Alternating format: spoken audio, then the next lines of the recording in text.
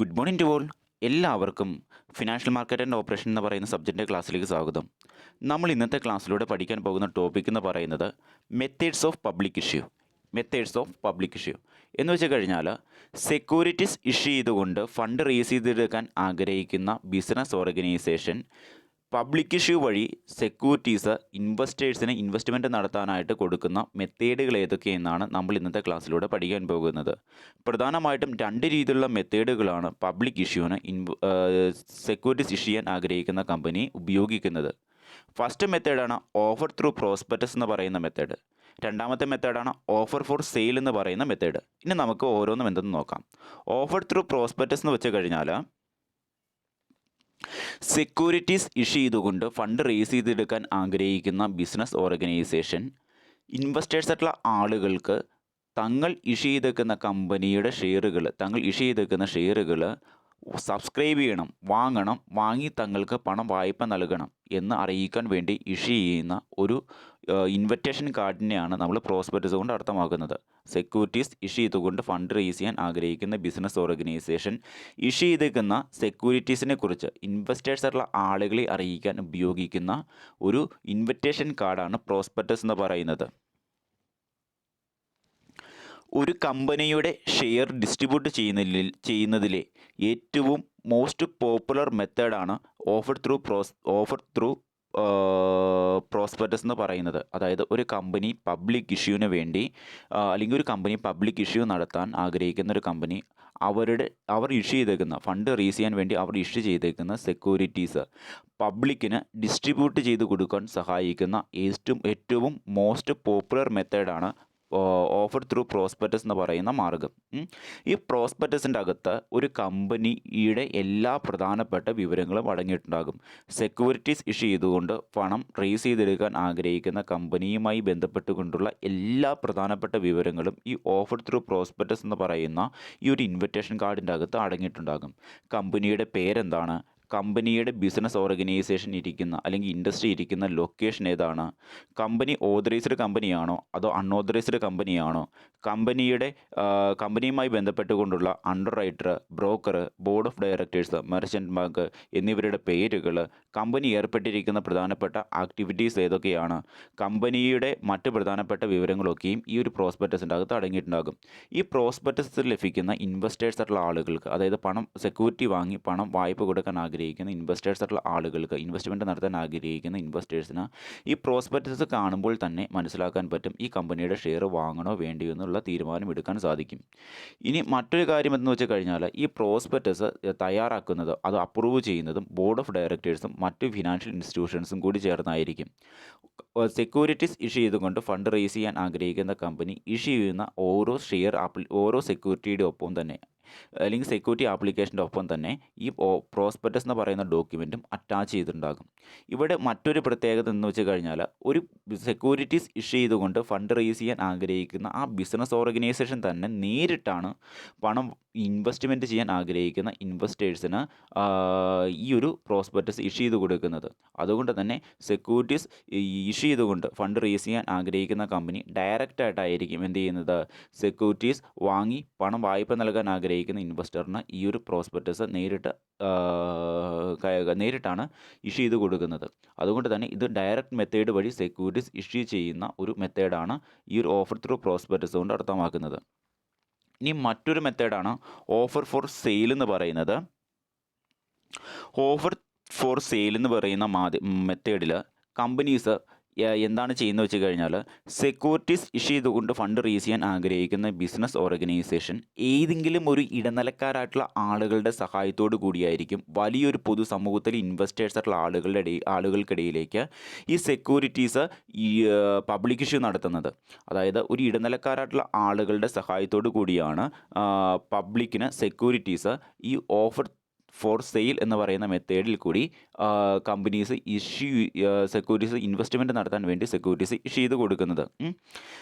ഇവിടെ ഒരു പ്രത്യേകത എന്ന് വെച്ച് കഴിഞ്ഞാൽ കമ്പനീസ് ഇൻഡയറക്റ്റ് ആയിട്ടായിരിക്കും എന്ത് ചെയ്യുന്നത്, തങ്ങൾ ഫണ്ട് റേസ് ചെയ്യാൻ വേണ്ടി ഇഷ്യൂ ചെയ്യുന്ന സെക്യൂരിറ്റീസ് ഇൻവെസ്റ്റേഴ്സിന് ഇഷ്യൂ ചെയ്ത് കൊടുക്കുന്നത്. അതായത് ഒരു ഇടനിലക്കാരനായിട്ടുള്ള ആളിൻ്റെ സഹായത്തോടു കൂടിയായിരിക്കും കമ്പനീസ് ഫണ്ട് റേസ് ചെയ്യാൻ വേണ്ടി ഇഷ്യൂ ചെയ്യുന്ന സെക്യൂരിറ്റീസ് വലിയൊരു പബ്ലിക്കിലെ ഇൻവെസ്റ്റേഴ്സിന് ഇഷ്യൂ ചെയ്ത് കൊടുക്കുന്നത്. ഇവിടെ ആദ്യം എന്താ ചെയ്യണമെന്ന് വെച്ച് കഴിഞ്ഞാൽ, കമ്പനീസ് ഫണ്ട് റേസ് ചെയ്യാൻ വേണ്ടി സെക്യൂരിറ്റീസ് ഇഷ്യൂ ചെയ്യുമ്പോൾ ആ ഒരു മാർക്കറ്റിലെ ഇടനിലക്കാരായിട്ടുള്ള അണ്ടർ റൈറ്റേഴ്സ്, ബ്രോക്കേഴ്സ് മുതലായിട്ടുള്ള ഇടനിലക്കാരെന്ത് ചെയ്യുന്നു, കമ്പനിയുടെ കയ്യിൽ നിന്നും ഈ സെക്യൂരിറ്റി വാങ്ങുന്നു. അതിനുശേഷം അവരെന്ത് ചെയ്യും, ഈ സെക്യൂരിറ്റി ഇൻവെസ്റ്റേഴ്സുള്ള ആളുകൾക്ക് മറിച്ച് വിൽക്കും. അങ്ങനെയുള്ള ഒരു പബ്ലിക് ഇഷ്യൂ ആണ് ഓഫർ ഫോർ സെയിൽ എന്ന് പറയുന്ന മെത്തേഡ് എന്ന് പറയുന്നത്.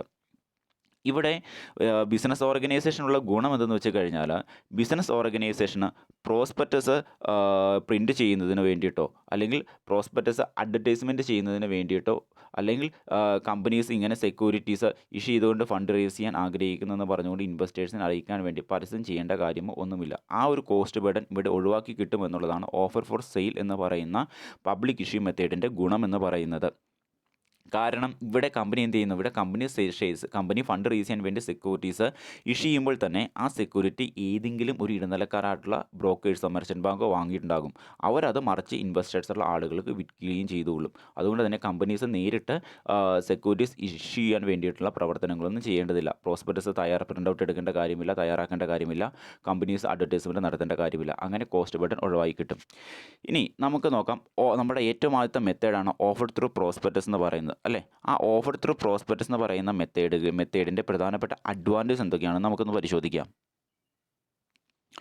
ഓഫർ ത്രൂ പ്രോസ്പെക്ടസ് എന്ന് പറയുന്ന പബ്ലിക് ഇഷ്യൂ മെത്തേഡ് വഴി ഒരു ബിസിനസ് ഓർഗനൈസേഷന്, അതായത് സെക്യൂരിറ്റീസ് ഇഷ്യൂ ചെയ്ത് ഫണ്ട് റേസ് ചെയ്യാൻ ആഗ്രഹിക്കുന്ന ബിസിനസ് ഓർഗനൈസേഷന് ഈ കമ്പനീസ് നേരിട്ട് തന്നെ പ്രോസ്പെക്ടസ് ഇൻവെസ്റ്റേഴ്സുള്ള ആളുകളുടെ ഇടയിലേക്ക് പർച്ചേസ് ചെയ്യാൻ വേണ്ടി സെക്യൂരിറ്റീസ് ഇഷ്യൂ ചെയ്ത് കൊടുക്കുന്നതുകൊണ്ട് തന്നെ വലിയൊരു കസ്റ്റമർ സമൂഹവുമായിട്ട് വലിയൊരു ഇൻവെസ്റ്റർ സമൂഹവുമായിട്ട് ആ ഒരു ബിസിനസ് ഓർഗനൈസേഷന് കോൺടാക്റ്റ് മെയിൻറ്റെയിൻ ചെയ്യാൻ പറ്റുമെന്നാണ് പറഞ്ഞു വരുന്നത്. അതായത് large number of investors could be contacted through prospectus.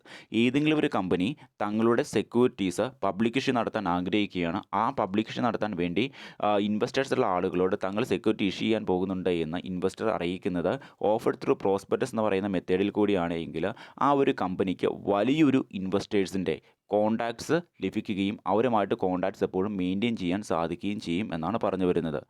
ഇനി രണ്ടാമത്തെ കാര്യം എന്തെന്ന് വെച്ച് കഴിഞ്ഞാൽ, service of intermediates are not necessary for this. അതായത് ഏതെങ്കിലും ഒരു ബിസിനസ് ഓർഗനൈസേഷൻ സെക്യൂരിറ്റീസ് ഇഷ്യൂ ചെയ്തുകൊണ്ട് ഫണ്ട് റേസ് ചെയ്യാൻ ആഗ്രഹിക്കുകയാണ്, പബ്ലിക് ഇഷ്യൂ നടത്താനാണ് അവർ ആഗ്രഹിക്കുന്നത്. അതിന് അവർ ഓഫർ ത്രൂ പ്രോസ്പെക്ടസ് എന്ന് പറയുന്ന മെത്തേഡാണ് പബ്ലിക് ഇഷ്യൂവിന് വേണ്ടി സെലക്ട് ചെയ്തേക്കുന്നതെങ്കിൽ അവർക്കൊരു ഇടനിലക്കാരൻ്റെ സഹായം ആവശ്യമില്ല. ആ ഒരു ബിസിനസ് ഓർഗനൈസേഷൻ സെക്യൂരിറ്റീസ് ഇഷ്യൂ ചെയ്ത് ഇൻവെസ്റ്റേഴ്സിന് നൽകാൻ വേണ്ടി ഒരു ഇടനിലക്കാരനായിട്ടുള്ള ആളെ കണ്ടുപിടിക്കേണ്ട കാര്യമില്ല. ആ കമ്പനിക്ക് നേരിട്ട് തന്നെ എന്ത് ചെയ്യാൻ പറ്റും, വലിയ പ്രോസ്പെക്ടസ് മുഖേന വലിയൊരു ഇൻവെസ്റ്റേഴ്സിൻ്റെ ഇടയിലേക്ക് തങ്ങളുടെ സെക്യൂരിറ്റീസ് ഇഷ്യൂ ചെയ്യുന്നുണ്ട് എന്ന് പറഞ്ഞുകൊണ്ടുള്ള വിവരം എത്തിക്കുവാനും ഇൻവെസ്റ്റേഴ്സായിട്ടുള്ള ആളുകളെ കൊണ്ട് സെക്യൂരിറ്റി വാങ്ങിപ്പിച്ച് ഫണ്ട് റേസ് ചെയ്യുവാനും പറ്റും. ഇടനിലക്കാരായിട്ടുള്ള ആളിൻ്റെ സഹായം ആവശ്യമില്ല എന്നാണ് പറഞ്ഞു വരുന്നത്. ഇനി പറഞ്ഞേക്കുന്ന മറ്റൊരു ഗുണമാണ്, കേവലം കുറച്ച് വ്യക്തികളുടെ ഇൻവെസ്റ്റേഴ്സുള്ള ആളുകളുടെ കൈകളിലേക്ക് മാത്രം ഒരു ബിസിനസ് ഓർഗനൈസേഷൻ്റെ ഷെയർസ് വിൽക്കപ്പെടുന്നത് ഒഴിവാക്കുവാൻ ഓഫർ ത്രൂ പ്രോസ്പെക്ടസ് എന്ന് പറയുന്ന പബ്ലിക് ഇഷ്യൂ മെത്തേഡ് സഹായിക്കുന്നു. കാരണം ഒരു കമ്പനിക്ക് നേരിട്ട് വലിയൊരു പൊതുസമൂഹത്തിലെ ആളുകളുടെ ഇടയിലേക്ക് കമ്പനി ഇഷ്യൂ ചെയ്യുന്ന സെക്യൂരിറ്റീസിനെ കുറിച്ചുള്ള വിവരം എത്തിക്കുവാൻ സാധിക്കുന്നു issue of prospectus offer through prospectus എന്ന് പറയുന്ന മെത്തേഡ് വഴി. അതുവഴി എന്താണ്, കമ്പനീസിന് തങ്ങളുടെ കമ്പനിയുടെ സെക്യൂരിറ്റീസ് വലിയൊരു ഇൻവെസ്റ്റർ സമൂഹത്തിൻ്റെ കൈകളിലേക്ക് എത്തിക്കുവാൻ സാധിക്കുന്നു. ഇതുവഴി കേവലം കുറച്ച് ആളുകളുടെ കൈകളിൽ മാത്രം സെക്യൂരിറ്റി ഹോൾഡ് ചെയ്യപ്പെടുന്നത് ഒഴിവാക്കുവാനും വലിയൊരു ഇൻവെസ്റ്റർ സമൂഹത്തിൻ്റെ കൈകളിലേക്ക് തങ്ങളുടെ കമ്പനിയുടെ സെക്യൂരിറ്റീസ് ഇഷ്യൂ ചെയ്ത് കൊടുത്തുകൊണ്ട് വലിയ അളവിൽ ഫണ്ട് റേസ് ചെയ്തെടുക്കാനും അവർക്ക് സാധിക്കുന്നു. ഇനി ഇതിൻ്റെ ഓഫർ ത്രൂ പ്രോസ്പെക്ടസ് എന്ന് പറയുന്ന പബ്ലിക് ഇഷ്യൂ മെത്തേഡിൻ്റെ പ്രധാനപ്പെട്ട പോരായ്മകളാണ് പറയാൻ പോകുന്നത്. സാധാരണ രീതിയിൽ ഓഫർ ത്രൂ പ്രോസ്പെക്ടസ് എന്ന് പറയുന്ന പബ്ലിക് ഇഷ്യൂ മെത്തേഡ് നടത്തുന്നത് വലിയ രീതിയിലുള്ള ബിസിനസ് ഓർഗനൈസേഷനുകളായിരിക്കും. വലിയ രീതിയിലുള്ള ബിസിനസ് ഓർഗനൈസേഷനുകൾക്ക് മാത്രമേ ഓഫർ ത്രൂ പ്രോസ്പെക്ടസ് എന്ന് പറയുന്ന പബ്ലിക് ഇഷ്യൂ മെത്തേഡ് യൂസ് ചെയ്തുകൊണ്ട് സെക്യൂരിറ്റീസ് ഇഷ്യൂ ചെയ്യാൻ സാധിക്കുകയുള്ളൂ. ചെറിയ ബിസിനസ് ഓർഗനൈസേഷനുകൾക്കൊന്നും ഇത് അഫോർഡബിൾ അല്ല എന്നാണ് പറഞ്ഞു വരുന്നത്.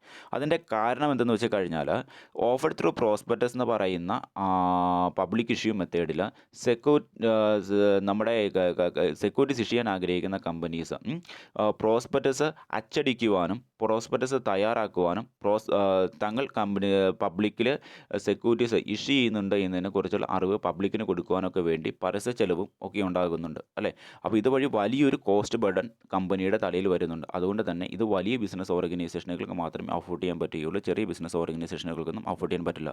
കാരണം പ്രോസ്പെക്ടസ് എന്ന കമ്പനി നേരിട്ടാണ് ഇൻവെസ്റ്റേഴ്സുമായിട്ട് എന്ത് ചെയ്യുന്നത്, തങ്ങളുടെ സെക്യൂരിറ്റീസ് ഇഷ്യൂ ചെയ്യുന്നുണ്ട് എന്നുള്ള അറിവ് ഇൻവെസ്റ്റേഴ്സുള്ള ആളുകൾക്ക് നേരിട്ടാണ് കൊടുക്കുന്നത്. അതിന് വേണ്ടിയുള്ള പ്രോസ്പെക്ടസ് തയ്യാറാക്കുന്നതിന് വേണ്ടിയിട്ടും തങ്ങൾ സെക്യൂരിറ്റീസ് ഇഷ്യൂ ചെയ്തതിനെ കുറിച്ചുള്ള വിവരം ഇൻവെസ്റ്റേഴ്സുള്ള ആളുകളെ അറിയിക്കുന്നതിന് വേണ്ടിയിട്ടും ബിസിനസ് ഓർഗനൈസേഷൻ ധാരാളം പരസ്യ ചെലവുകളും പ്രോസ്പെക്ടസ് പ്രിൻറ്റിംഗ് ചെലവുകളും ഉണ്ടാകുന്നുണ്ട്. അങ്ങനെ വലിയൊരു കോസ്റ്റ് ബർഡൻ കമ്പനിയുടെ തലയിൽ വരുന്നു. അതുകൊണ്ട് തന്നെ വലിയ ബിസിനസ് ഓർഗനൈസേഷനുകൾക്ക് മാത്രമേ ഇത് ഈ ഒരു ഓഫർ ത്രൂ പ്രോസ്പെക്ടസ് എന്ന് പറയുന്ന മെത്തേഡ് അഫോർഡബിൾ ആയിട്ടുള്ളൂ. ഓക്കെ, ഇനി നമ്മൾ പഠിക്കാൻ പോകുന്നത് ഏതൊക്കെ രീതിയിലുള്ള ഓഫർ ഡോക്യുമെൻറ്റുകളാണ് പ്രധാനമായിട്ടും ഉള്ളതെന്നാണ് പഠിക്കാൻ പോകുന്നത്. ഓക്കെ, നമുക്കറിയാം ഓഫർ ഡോക്യുമെൻ്റ് എന്നതുകൊണ്ട് എന്താ അർത്ഥമാക്കുന്നത്. അതായത് ഓഫർ ഡോക്യുമെൻ്റ് എന്ന് പറയുന്നത് ഒരു പ്രോസ്പെക്ടസ് ആണ് അല്ലേ. സെക്യൂരിറ്റീസ് ഇഷ്യൂ ചെയ്തുകൊണ്ട് ഫണ്ട് റേസ് ചെയ്യാൻ ആഗ്രഹിക്കുന്ന കമ്പനീസ് തങ്ങൾ സെക്യൂരിറ്റീസ് ഇഷ്യൂ ചെയ്യാൻ പോകുന്നു എന്നതിനെക്കുറിച്ച് ഇൻവെസ്റ്റേഴ്സുള്ള ആളുകളെ അറിയിക്കാൻ വേണ്ടി ഉപയോഗിക്കുന്ന ഒരു ക്ഷണക്കത്താണ് പ്രോസ്പെക്ടസ് എന്ന് പറയുന്നത്. പ്രധാനമായിട്ടും ഈ ഓഫർ ഡോക്യുമെൻറ്റ്സിനെ പ്രധാനമായിട്ടും നമ്മൾ 7ആയിട്ടാണ് തരംതിരിക്കുന്നത്. അതിൻ്റെ അകത്ത് ഏറ്റവും ആദ്യത്തെ മെത്തേഡാണ് പ്രോസ്പെക്ടസ് എന്ന് പറയുന്നത്. പ്രോസ്പെക്ടസ് എന്ന് പറയുന്നത് പബ്ലിക് ഇഷ്യൂവിൻ്റെ കാര്യത്തിൽ ഒരു ഓഫർ ഡോക്യുമെൻ്റാണ് പ്രോസ്പെക്ടസ് എന്ന് പറയുന്നത്. അതായത് ഏതെങ്കിലും ഒരു കമ്പനി സെക്യൂരിറ്റീസ് ഇഷ്യൂ ചെയ്തുകൊണ്ട് ഫണ്ട് റേസ് ചെയ്യാൻ ആഗ്രഹിക്കുന്ന കമ്പനി ഒരു പബ്ലിക് ഇഷ്യൂ ആണ് കണ്ടക്ട് ചെയ്യുന്നതെങ്കിൽ, പബ്ലിക് ഇഷ്യൂ വഴിയാണ് തങ്ങളുടെ സെക്യൂരിറ്റീസ് ഇഷ്യൂ ചെയ്യാൻ ആഗ്രഹിക്കുന്നതെങ്കിൽ ആ പബ്ലിക് ഇഷ്യൂ നടത്താൻ സഹായിക്കുന്ന ഏറ്റവും പ്രധാനപ്പെട്ട ഒരു ഡോക്യുമെൻ്റാണ് ഒരു ഓഫർ ഡോക്യുമെൻ്റാണ് പ്രോസ്പെക്ടസ് എന്ന് പറയുന്നത്. ഈ ഒരു പ്രോസ്പെക്ടസിൻ്റെ അകത്തായിരിക്കും ആ കമ്പനി എത്ര സെക്യൂരിറ്റീസാണ് പബ്ലിക്കിന് ഇഷ്യൂ ചെയ്തുകൊണ്ട് ഫണ്ട് റേസ് ചെയ്യാൻ ആഗ്രഹിക്കുന്നത്, എത്ര നമ്പർ ഓഫ് സെക്യൂരിറ്റീസ് ഇഷ്യൂ ചെയ്യുന്നുണ്ട്, ഓരോ സെക്യൂരിറ്റിയുടെയും വില എത്ര, അതും പിന്നെ ബാക്കിയുള്ള കമ്പനിയുടെ ഡീറ്റെയിൽസും ഇതിൻ്റെ അകത്ത് ഉൾക്കൊള്ളിച്ചിട്ടുണ്ട്. ആ തരത്തിലുള്ള ഒരു ഓഫർ ഡോക്യുമെൻ്റാണ് പ്രോസ്പെക്ടസ് എന്ന് പറയുന്നത്. ഇനി രണ്ടാമത്തെ ഒരു ഓഫർ ഡോക്യുമെൻ്റാണ് അബ്രിജ്ഡ് പ്രോസ്പെക്ടസ് എന്ന് പറയുന്നത്. അബ്രിജ്ഡ് പ്രോസ്പെക്ടസ് എന്ന് പറയുന്നത് ഒരു പ്രോസ്പെക്ടസിൻ്റെ എല്ലാ ഫീച്ചേഴ്സുമാണ് ഇതിൻ്റെ അകത്ത് അടങ്ങിയിരിക്കുന്നത്. കൂടാതെ പബ്ലിക് ഇഷ്യൂവിൻ്റെ ആപ്ലിക്കേഷൻ ഫോമും ഇതിൻ്റെ അകത്ത് ഉൾക്കൊള്ളിച്ചിരിക്കുന്നു. ആ തരത്തിലുള്ള ഒരു ഓഫർ ഡോക്യുമെൻ്റാണ് അബ്രിജ്ഡ് പ്രോസ്പെക്ടസ് എന്ന് പറയുന്നത്. ഇനി മറ്റൊരു ഓഫർ ഡോക്യുമെൻ്റാണ് റെഡ് ഹിയറിംഗ് പ്രോസ്പെക്ടസ് എന്ന് പറയുന്നത്. ഒരേ സമയം ഇഷ്യൂ ചെയ്യാൻ പോകുന്ന ഷെയർസുമായി ബന്ധപ്പെട്ടുകൊണ്ടുള്ള അല്ലെങ്കിൽ സെക്യൂരിറ്റീസുമായി ബന്ധപ്പെട്ടുകൊണ്ടുള്ള എല്ലാ ഡീറ്റെയിൽസും അതിൻ്റെ പ്രൈസും ഒരുമിച്ച് ഈ റെഡ് ഹിയറിംഗ് പ്രോസ്പെക്ടസിൻ്റെ അകത്ത് ഉൾക്കൊള്ളിച്ചിട്ടുണ്ടാവുകയില്ല. ഒന്നെങ്കിൽ ഇഷ്യൂ ചെയ്യാൻ പോകുന്ന സെക്യൂരിറ്റീസിൻ്റെ ഡീറ്റെയിൽസ് മാത്രമേ ഇതിൻ്റെ അകത്ത് ഉൾക്കൊള്ളിച്ചിട്ടുണ്ടാവുകയുള്ളൂ. പിന്നീടായിരിക്കും ഇഷ്യൂ ചെയ്യാൻ പോകുന്ന സെക്യൂരിറ്റീസിൻ്റെ പ്രൈസ് എത്രയായിരിക്കും എന്ന് ഇൻവെസ്റ്റേഴ്സിനെ അറിയിക്കുന്നത്. ഇനി അതല്ല എങ്കിൽ റെഡ് ഹിയറിംഗ് പ്രോസ്പെക്ടസിൽ ഉൾക്കൊള്ളിക്കുന്ന വിവരം എന്ന് പറയുന്നത് ഒരു കമ്പനി ഫണ്ട് റേസ് ചെയ്യാൻ വേണ്ടി ഇഷ്യൂ ചെയ്യാൻ പോകുന്ന സെക്യൂരിറ്റീസിൻ്റെ പ്രൈസ് എന്ത് മാത്രമാണ് എന്നുള്ള ഡീറ്റെയിൽസ് മാത്രമായിരിക്കും റെഡ് ഹിയറിംഗ് പ്രോസ്പെക്ടസിൻ്റെ അകത്ത് ഉൾക്കൊള്ളിച്ചിട്ടുണ്ടാവുക. സെക്യൂരിറ്റീസിനെ കുറിച്ചോ മറ്റ് ഡീറ്റെയിൽസോ ഒന്നും ഇതിൻ്റെ അകത്ത് ഉൾക്കൊള്ളിച്ചിട്ടുണ്ടാവുകയില്ല. ആ തരത്തിലുള്ള ഒരു പ്രോസ്പെക്ടസാണ് റെഡ് ഹിയറിംഗ് പ്രോസ്പെക്ടസ് കൊണ്ട് അർത്ഥമാക്കുന്നത്. ഇനി മറ്റൊരു പ്രോസ്പെക്ടസ് ആണ് സ്റ്റേറ്റ്മെൻറ്റ് ഇൻ ലിeu ഓഫ് പ്രോസ്പെക്ടസ് എന്ന് പറയുന്നത്. കമ്പനീസ് ആക്ട് 1956 സെക്ഷൻ 17 പ്രൊവൈഡ് ചെയ്യുന്നത് ഷെയർ ക്യാപിറ്റൽ ഉള്ള കമ്പനീസിന് പ്രോസ്പെക്ടസ് ഇഷ്യൂ ചെയ്യാൻ പറ്റിയില്ല എങ്കിൽ ആ കമ്പനി എന്ത് ചെയ്യണം, കമ്പനി രജിസ്ട്രാർ മുമ്പാകെ ഈ ഇഷ്യൂ ചെയ്യാൻ പറ്റാത്ത പ്രോസ്പെക്ടസിൻ്റെ ഒരു സ്റ്റേറ്റ്മെൻറ്റ് സബ്മിറ്റ് ചെയ്യണം. ഈ സ്റ്റേറ്റ്മെൻറ്റിനെയാണ് നമ്മൾ സ്റ്റേറ്റ്മെൻറ്റ് ഓഫ് ലിeu ഓഫ് പ്രോസ്പെക്ടസ് കൊണ്ട് അർത്ഥമാക്കുന്നത്. ഇനി മറ്റൊരു ഓഫർ ഡോക്യുമെൻ്റാണ് ലെറ്റർ ഓഫ് ഓഫർ എന്ന് പറയുന്നത്. അതായത് ഏതെങ്കിലും ഒരു കമ്പനീസ് സെക്യൂരിറ്റീസ് ഇഷ്യൂ ചെയ്തുകൊണ്ട് ഫണ്ട് റേസ് ചെയ്യാൻ ആഗ്രഹിക്കുന്നു. ആ കമ്പനി സെക്യൂരിറ്റീസ് ഇഷ്യൂ ചെയ്യുന്ന മെത്തേഡ് എന്ന് പറയുന്നത് റൈറ്റ് ഇഷ്യൂ ആണ്. അങ്ങനെ റൈറ്റ് ഇഷ്യൂ നടത്തുവാൻ വേണ്ടി കമ്പനീസ് പ്രിപ്പയർ ചെയ്യുന്ന ഓഫർ ഡോക്യുമെൻ്റാണ് ലെറ്റർ ഓഫ് ഓഫർ എന്നുകൊണ്ട് നമ്മൾ അർത്ഥമാക്കുന്നത്. അതായത് സെക്യൂരിറ്റീസ് റൈറ്റ് ഇഷ്യൂ നടത്താൻ ആഗ്രഹിക്കുന്ന ബിസിനസ് ഓർഗനൈസേഷനുകൾ പ്രിപ്പയർ ചെയ്യുന്ന ഒരു ഓഫർ ഡോക്യുമെൻ്റാണ് ലെറ്റർ ഓഫ് ഓഫർ എന്നുകൊണ്ട് നമ്മൾ അർത്ഥമാക്കുന്നത്. ഇനി മറ്റൊരു ഓഫർ ഡോക്യുമെൻ്റാണ് പ്ലേസ്മെൻറ്റ് ഡോക്യുമെൻ്റ് കൊണ്ട് അർത്ഥമാക്കുന്നത്. പ്ലേസ്മെൻറ്റ് ഡോക്യുമെൻ്റ് എന്ന് വെച്ച് കഴിഞ്ഞാൽ ക്വാളിഫൈഡ് ഇൻസ്റ്റിറ്റ്യൂഷണൽ പ്ലേസ്മെൻറ്റ്സ് നടത്താൻ വേണ്ടി മെർച്ചൻ്റ് ബാങ്ക് പ്രിപ്പയർ ചെയ്യുന്ന ഓഫർ ഡോക്യുമെൻറ്റുകളെയാണ് നമ്മൾ പ്ലേസ്മെൻറ്റ് ഡോക്യുമെൻ്റ് കൊണ്ട് അർത്ഥമാക്കുന്നത്. ക്വാളിഫൈഡ് ഇൻസ്റ്റിറ്റ്യൂഷണൽ പ്ലേസ്മെൻറ്റ്സ് നടത്താൻ വേണ്ടി മെർച്ചൻ്റ് ബാങ്ക് പ്രിപ്പയർ ചെയ്യുന്ന ഡോക്യുമെൻറ്റുകളെയാണ് പ്ലേസ്മെൻറ്റ് ഡോക്യുമെൻ്റ് കൊണ്ട് നമ്മൾ അർത്ഥമാക്കുന്നത്. ഇനി മറ്റൊരു പ്രോസ്പെക്ടസ് ആണ് ഷെൽഫ് പ്രോസ്പെക്ടസ് കൊണ്ട് അർത്ഥമാക്കുന്നത്. ഇപ്പോൾ ഏതൊരു ബിസിനസ് ഓർഗനൈസേഷനും സെക്യൂരിറ്റീസ് ഇഷ്യൂ ചെയ്തുകൊണ്ടാണ് ഫണ്ട് റേസ് ചെയ്യാൻ ആഗ്രഹിക്കുന്നതെങ്കിൽ ആ കമ്പനി ഓരോ പ്രാവശ്യം സെക്യൂരിറ്റീസ് ഇഷ്യൂ ചെയ്യുമ്പോഴും ഇൻവെസ്റ്റേഴ്സുള്ള ആളുകളെ തങ്ങൾ സെക്യൂരിറ്റി ഇഷ്യൂ ചെയ്യുന്നുണ്ട് എന്ന് അറിയിക്കാൻ വേണ്ടി ഓരോ പ്രാവശ്യം ഓരോ ഷെയറിൻ്റെ ഒപ്പം തന്നെ ഓരോ ഷെയർ ഇഷ്യൂവിൻ്റെ ഒപ്പം തന്നെ പുതിയ പുതിയ പ്രോസ്പെക്ടസുകൾ ഇഷ്യൂ ചെയ്യേണ്ടതായിട്ട് വരും. ഇത് കമ്പനിയെ സംബന്ധിച്ചിടത്തോളം വലിയൊരു കോസ്റ്റ് ബർഡനാണ്. ഇത് ഒഴിവാക്കാനാണ് ഷെൽഫ് പ്രോസ്പെക്ടസ് കൊണ്ട് ഇത് ഒഴിവാക്കാൻ വേണ്ടിയാണ് ഈ വീണ്ടും പ്രോസ്പെക്ടസ് പ്രിപ്പയർ ചെയ്യുന്നത് ഒഴിവാക്കാൻ വേണ്ടിയാണ് ഷെൽഫ് പ്രോസ്പെക്ടസ് എന്ന് പറയുന്ന ഒരു മെത്തേഡ് കമ്പനി യൂസ് ചെയ്യുന്നത്. ഷെൽഫ് പ്രോസ്പെക്ടസ് എന്ന് പറയുന്നത് ഒരൊറ്റ പ്രോസ്പെക്ടസ് ആണ്. ഇതിന് ഏകദേശം 300ഓളം പേജ് കാണും. ഇതിൻ്റെ അകത്ത് കമ്പനിക്ക് പണം ആവശ്യം വരുമ്പോൾ കമ്പനി എന്ത് ചെയ്യുന്നു, ഓരോ പ്രാവശ്യം ഷെയർസ് ഇഷ്യൂ ചെയ്യുന്നു അല്ലെങ്കിൽ സെക്യൂരിറ്റീസ് ഇഷ്യൂ ചെയ്യുന്നു. അപ്പോൾ ഈ ഒരിക്കൽ ഇഷ്യൂ ചെയ്തേക്കുന്ന പ്രോസ്പെക്ടസ് എന്ത് ചെയ്യുന്നു, ഓരോ പ്രാവശ്യം സെക്യൂരിറ്റീസ് ഇഷ്യൂ ചെയ്യുമ്പോൾ അതിൻ്റെ ഒപ്പം തന്നെ വീണ്ടും തിരുത്തലുകൾ വരുത്തി വീണ്ടും ഇഷ്യൂ ചെയ്യുന്നു. അങ്ങനെ ഒരു പ്രോസ്പെക്ടസ് ഒരു കൊല്ലത്തേക്ക് എന്ത് ചെയ്യുന്നു, ഒരു കൊല്ല കാലയളവിലേക്ക് വേണ്ടി തയ്യാറാക്കി വെക്കുന്നു. ആ ഒരു കൊല്ല കാലയളവിൽ കമ്പനിക്ക് എത്ര പ്രാവശ്യം കമ്പനിക്ക് പണാവശ്യത്തിന് വേണ്ടി സെക്യൂരിറ്റീസ് ചെയ്യുന്നുണ്ട് അന്നേരമൊക്കെയും ഇഷ്യൂ ചെയ്ത് കൊടുക്കുന്ന പ്രോസ്പെക്ടസ് എന്ന് പറയുന്നത് വിൽ ബി റിമെയിൻ സെയിം തന്നെയായിരിക്കും. അപ്പോൾ പുതിയ ഓരോ പ്രാവശ്യം സെക്യൂരിറ്റീസ് ഇഷ്യൂ ചെയ്യുമ്പോൾ എന്തെങ്കിലും തരത്തിലുള്ള മാറ്റങ്ങൾ ഉണ്ടെങ്കിൽ ഈ പഴയ പ്രോസ്പെക്ടസിൽ ചെറിയ വ്യത്യാസങ്ങൾ വരുത്തി ഒരു ഇൻഫർമേഷൻ മെമ്മോറാണ്ടം കൂടി, അതായത് പുതിയ ചേഞ്ചസ് ഉൾക്കൊള്ളിച്ചിട്ടുള്ള ഇൻഫർമേഷൻ മെമ്മോറാണ്ടം കൂടി അറ്റാച്ച് ചെയ്തുകൊണ്ട് എന്ത് ചെയ്യുന്നു, ഈ പഴയ പ്രോസ്പെക്ടസ് പുതിയതായിട്ട് എപ്പോഴൊക്കെ സെക്യൂരിറ്റീസ് ഇഷ്യൂ ചെയ്യുന്നുണ്ട് അപ്പോഴൊക്കെയും ഇഷ്യൂ ചെയ്ത് ഇൻവെസ്റ്റേഴ്സിന് കൊടുക്കുന്നു. അങ്ങനെ കമ്പനീസിന് ഒരു കൊല്ല കാലഘട്ടത്തിലേക്ക് പുതിയ പ്രോസ്പെക്ടസ് ഒന്നും തയ്യാറാക്കേണ്ടി വരികയില്ല. ആ തരത്തിലുള്ള പ്രോസ്പെക്ടസ് ആണ് ഷെൽഫ് പ്രോസ്പെക്ടസ് കൊണ്ട് നമ്മൾ അർത്ഥമാക്കുന്നത്. ഇനി നമുക്ക് നോക്കാം categories of investors. Securities issue ചെയ്തുകൊണ്ട് ഫണ്ട് റേസ് ചെയ്യാൻ ആഗ്രഹിക്കുന്ന കമ്പനി ഇഷ്യൂ ചെയ്തേക്കുന്ന സെക്യൂരിറ്റീസ് വാങ്ങി കമ്പനിക്ക് ഫണ്ട് വായ്പയായിട്ട് കൊടുക്കുന്ന, കമ്പനിയുടെ സെക്യൂരിറ്റീസ് ഫണ്ട് ഇൻവെസ്റ്റ്മെൻറ്റ് ചെയ്യുന്ന ഇൻവെസ്റ്റേഴ്സായിട്ടുള്ള ആളുകൾ ഏതൊക്കെ ടൈപ്പ് ഉണ്ടെന്ന് നമുക്ക് നോക്കാം. പ്രധാനമായിട്ടും 3 രീതിയിലുള്ള ഇൻവെസ്റ്റേഴ്സാണുള്ളത്. Retail individual investors, qualified institutional buyers, non institutional investors.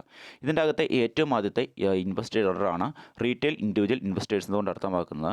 അതായത് സെക്യൂരിറ്റീസ് ഇഷ്യൂ ചെയ്തുകൊണ്ട് ഫണ്ട് റേസ് ചെയ്യാൻ ആഗ്രഹിക്കുന്ന കമ്പനി ഇഷ്യൂ ചെയ്തേക്കുന്ന സെക്യൂരിറ്റീസ് അതിൻ്റെ മൂല്യം ഇഷ്യൂ ചെയ്തേക്കുന്ന സെക്യൂരിറ്റീസ് അതിൻ്റെ മൂല്യം 2 ലക്ഷം രൂപയിൽ താഴെയാണെങ്കിൽ ഇഷ്യൂ ചെയ്തേക്കുന്ന സെക്യൂരിറ്റീസ് വാങ്ങുന്ന ഇൻവെസ്റ്റേഴ്സ് 2 ലക്ഷം രൂപയിൽ താഴെയുള്ള സെക്യൂരിറ്റീസ് വാങ്ങാൻ വേണ്ടിയിട്ടാണ് അപ്ലൈ ചെയ്തിട്ടുള്ളതെങ്കിൽ ആ തരത്തിലുള്ള ഇൻവെസ്റ്റേഴ്സിനെയാണ് റീറ്റെയിൽ ഇൻഡിവിജ്വൽ ഇൻവെസ്റ്റേഴ്സ് കൊണ്ട് അർത്ഥമാക്കുന്നത്.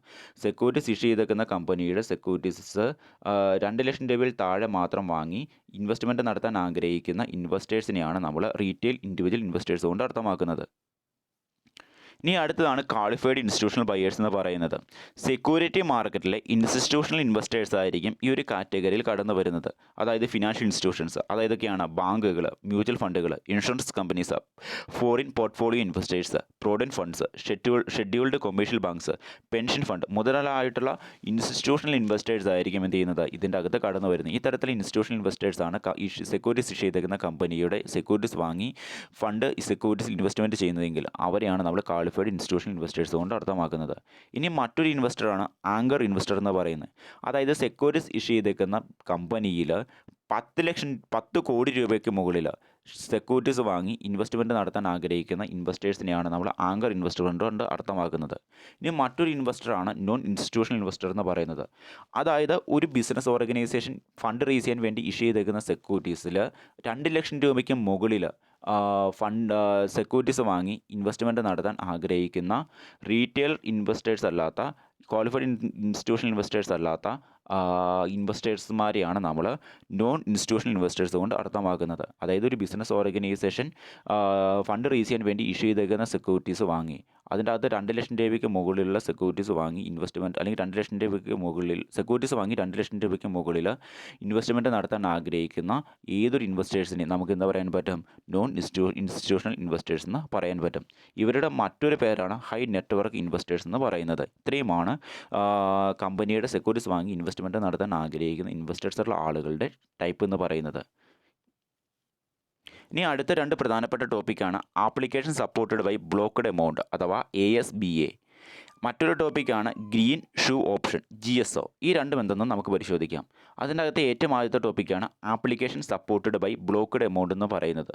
ഇത് എന്ന് പറയുന്നത് ഒരു മൂഡ് ഓഫ് പേയ്മെൻറ്റ് സിസ്റ്റമാണ്. എന്ന് വെച്ച് കഴിഞ്ഞാൽ ഇപ്പോൾ സെക്യൂരിറ്റീസ് ഇഷ്യൂ ചെയ്തുകൊണ്ട് ഫണ്ട് റേസ് ചെയ്യാൻ ആഗ്രഹിക്കുന്ന കമ്പനി പബ്ലിക്കിന് വേണ്ടി ഇഷ്യൂ ചെയ്ത് കൊടുത്തേക്കുന്ന സെക്യൂരിറ്റീസ്, ആ സെക്യൂരിറ്റീസ് വാങ്ങുന്ന പബ്ലിക്കിലെ ഏതെങ്കിലും ഒരു ഇൻവെസ്റ്റർക്ക് അയാൾ വാങ്ങിയേക്കുന്ന സെക്യൂരിറ്റിയുടെ പൈസ കൊടുക്കുവാൻ സഹായിക്കുന്ന ഒരു മൂഡ് ഓഫ് പേയ്മെൻറ്റ് സിസ്റ്റമാണ് application supported by blocked amount അഥവാ ASBA എന്ന് പറയുന്ന മെത്തേഡ്.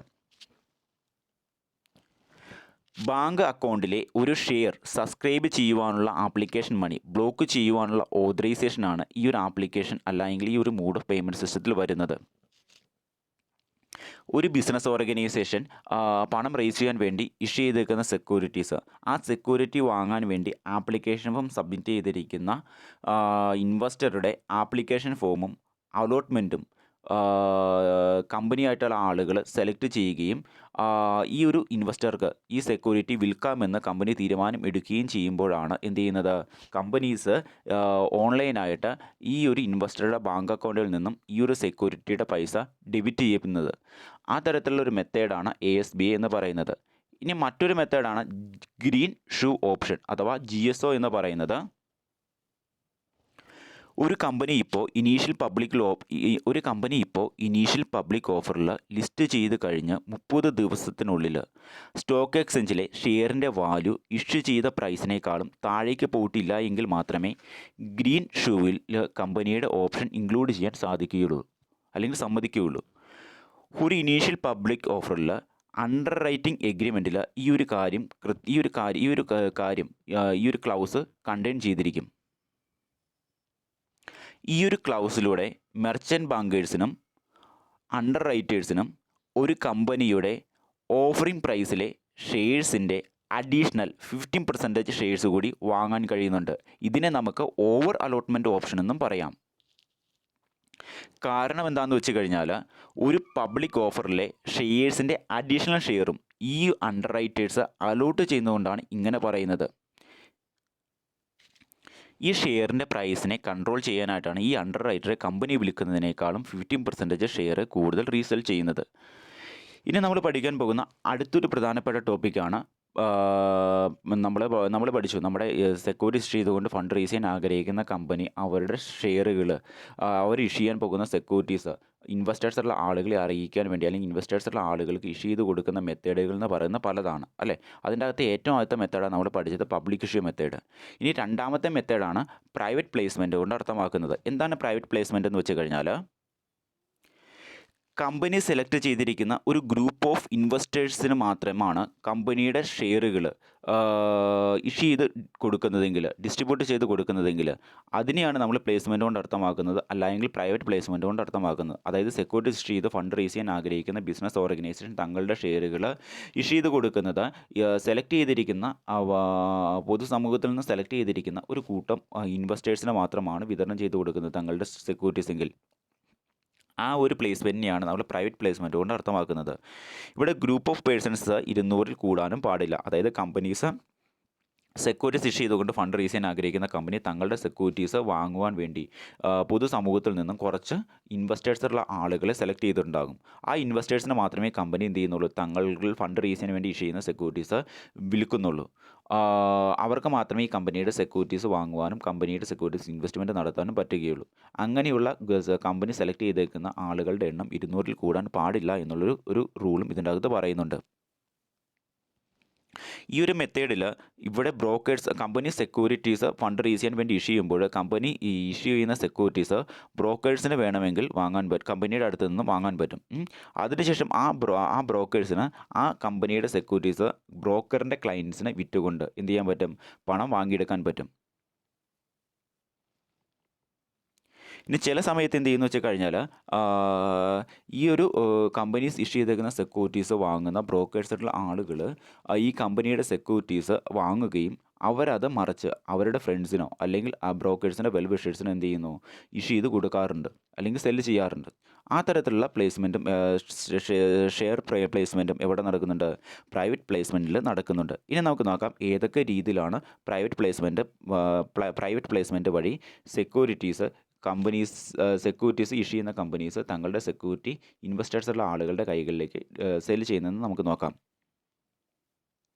പ്രധാനമായിട്ടും പ്രൈവറ്റ് പ്ലേസ്മെൻറ്റിനെ മൂന്നായിട്ടാണ് തരംതിരിക്കുന്നത്: preferential issue allotment, qualified institutional placement, institutional placement programme. ഇതിൻ്റെ അകത്ത് ഏറ്റവും നമ്മൾ നോക്കാൻ പോകുന്നതാണ് preferential issue or allotment. Preferential issue or അലോട്ട്മെൻറ്റിൽ പറയുന്നത് എന്താണെന്ന് വെച്ച് കഴിഞ്ഞാൽ, ഒരു ലിസ്റ്റഡ് കമ്പനി ഇഷ്യൂ ചെയ്യുന്ന സ്പെസിഫിഡ് നമ്പർ ഓഫ് ഷെയർസ് ഒരു സെലക്റ്റഡ് പേഴ്സൺസിനോ അല്ല എങ്കിൽ ഒരു ഗ്രൂപ്പ് ഓഫ് പേഴ്സൺസിനോ ആണ് പ്രൈവറ്റ് പ്ലേസ്മെൻറ്റിലൂടെ ഇഷ്യൂ ചെയ്യുന്നതെങ്കിൽ നമുക്കതിനെ പ്രിഫറൻഷ്യൽ ഇഷ്യൂ എന്ന് പറയാൻ പറ്റും.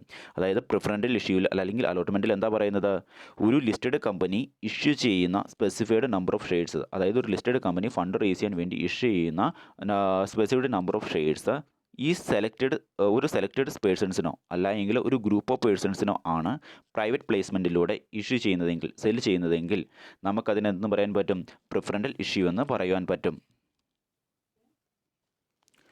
ഇപ്പോൾ ഷെയർ ഹോൾഡേഴ്സിന് തന്നെ ഒരു സ്പെഷ്യൽ റെസൊല്യൂഷൻ പാസ്സാക്കുകയാണെങ്കിൽ സെക്യൂരിറ്റീസ് ഇഷ്യൂ ചെയ്തവർക്ക് തന്നെ അത് പ്രിഫറൻഷ്യൽ ഇഷ്യൂ ആക്കി മാറ്റാം.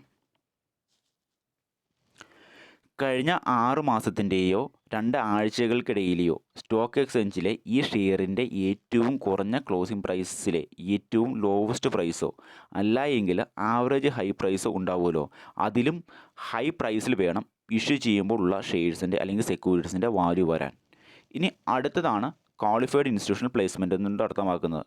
ക്വാളിഫൈഡ് ഇൻസ്റ്റിറ്റ്യൂഷണൽ പ്ലേസ്മെൻറ്റ് കൊണ്ട് അർത്ഥമാക്കുന്നതെന്ന് വെച്ച് കഴിഞ്ഞാൽ, ഇപ്പോൾ ലിസ്റ്റഡ് ആയിട്ടുള്ള കമ്പനീസ് അവർ ഫണ്ട് റേസ് ചെയ്യാൻ വേണ്ടി ഇഷ്യൂ ചെയ്യുന്ന സെക്യൂരിറ്റീസ് സെൽ ചെയ്യുന്നത് അല്ലെങ്കിൽ ഇഷ്യൂ ചെയ്ത് കൊടുക്കുന്നത് ഒരു ക്വാളിഫൈഡ് ഇൻസ്റ്റിറ്റ്യൂഷണൽ ബയേഴ്സിന് മാത്രമാണെങ്കിൽ അതിനെ നമുക്ക് എന്താ പറയാൻ പറ്റും, ക്വാളിഫൈഡ് ഇൻസ്റ്റിറ്റ്യൂഷണൽ പ്ലേസ്മെൻറ്റ് എന്ന് പറയാൻ പറ്റും. അതായത് ഇപ്പോൾ ഫണ്ട് റേസ് ചെയ്യാൻ ആഗ്രഹിക്കുന്ന സെക്യൂരിറ്റീസ് ഇഷ്യൂ ചെയ്തുകൊണ്ട് ഫണ്ട് റേസ് ചെയ്യാൻ ആഗ്രഹിക്കുന്ന ഒരു ബിസിനസ് ഓർഗനൈസേഷൻ, സെക്യൂരിറ്റീസ് ഇഷ്യൂ ചെയ്തുകൊണ്ട് ഫണ്ട് റേസ് ചെയ്യാൻ ആഗ്രഹിക്കുന്ന ഒരു ബിസിനസ് ഓർഗനൈസേഷൻ അവർ ഇഷ്യൂ ചെയ്തിരിക്കുന്ന ഫണ്ട് റേസ് ചെയ്യാൻ വേണ്ടി അവർ ഇഷ്യൂ ചെയ്തിരിക്കുന്ന സെക്യൂരിറ്റീസ് പ്രൈവറ്റ് പ്ലേസ്മെൻറ്റിലൂടെ ഒരു ക്വാളിഫൈഡ് ഇൻസ്റ്റിറ്റ്യൂഷണൽ ബയേഴ്സിന് മാത്രമേ പ്ലേസ്മെൻറ്റ് ചെയ്ത് കൊടുക്കുന്നുള്ളൂ എങ്കിൽ, ഇഷ്യൂ ചെയ്ത് കൊടുക്കുന്നുള്ളൂ എങ്കിൽ, സെൽ ചെയ്യുന്നതെങ്കിൽ അതിനെ നമുക്ക് ആ ഒരു മെത്തേഡിനെ നമുക്ക് എന്താ പറയാൻ പറ്റും, ക്വാളിഫൈഡ് ഇൻസ്റ്റിറ്റ്യൂഷണൽ പ്ലേസ്മെൻറ്റ് എന്ന് പറയാൻ പറ്റും.